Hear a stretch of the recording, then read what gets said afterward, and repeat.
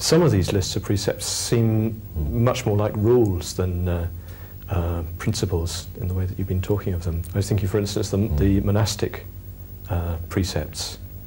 Well, the monastic precepts are very many.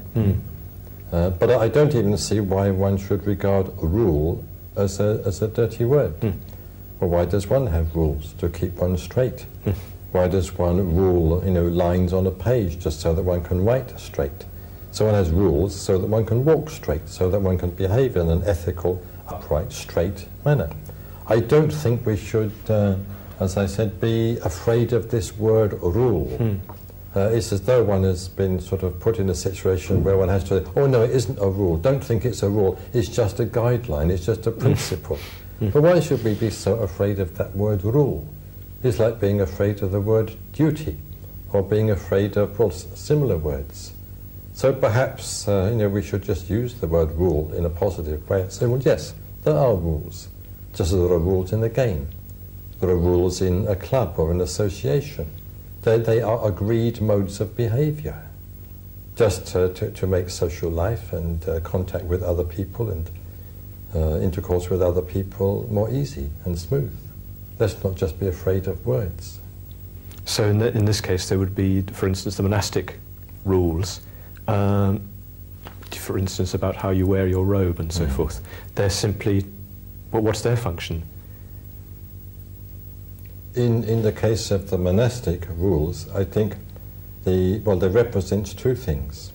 They represent a more rigorous application of precepts which are observed by all Buddhists. For instance, in the matter of clothing, a bhikkhu, a monk, has only 3 items of clothing, 3 principal items. That is in the oldest versions of the rule.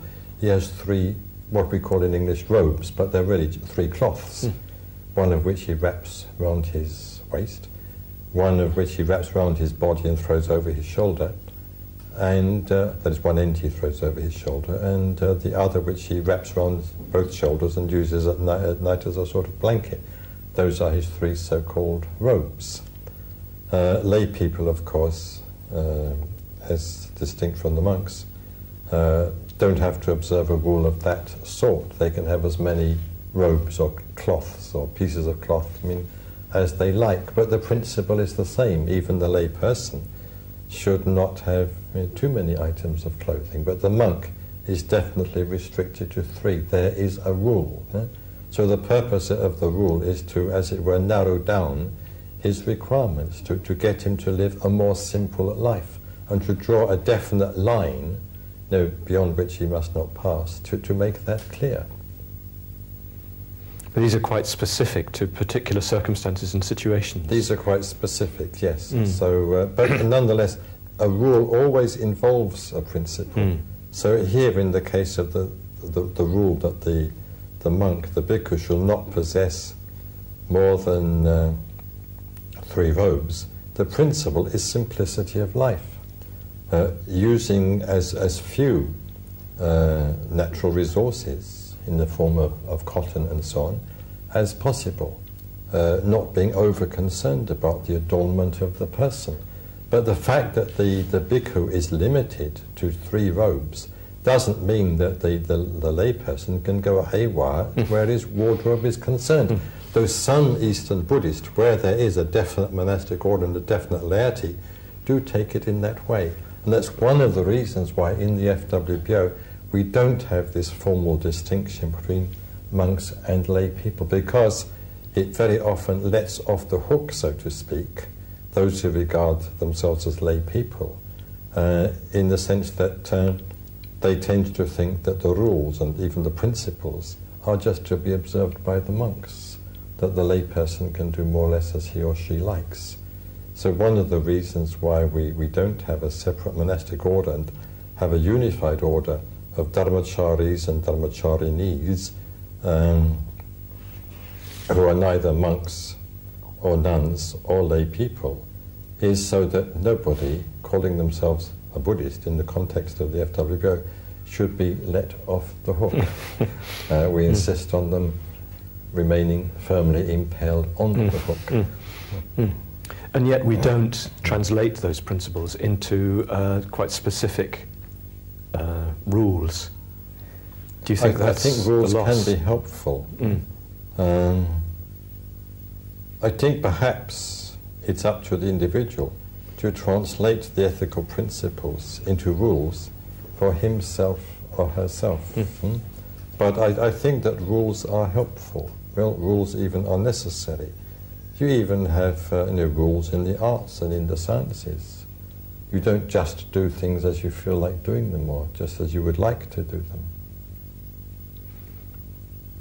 So I'm just, in a way, entering a protest against the habit that has grown up, as it seems, of regarding the word rule as necessarily a dirty rule, so that when we are talking about Buddhism, we have to say, oh no, Buddhism doesn't have any rules.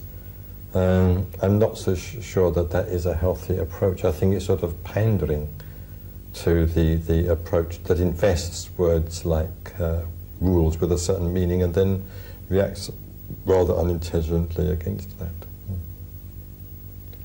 For instance, well, let's say, if you travel by underground nowadays in London, you'll see no smoking signs. There's a rule on the London Underground that there shall be no smoking anywhere on the Underground.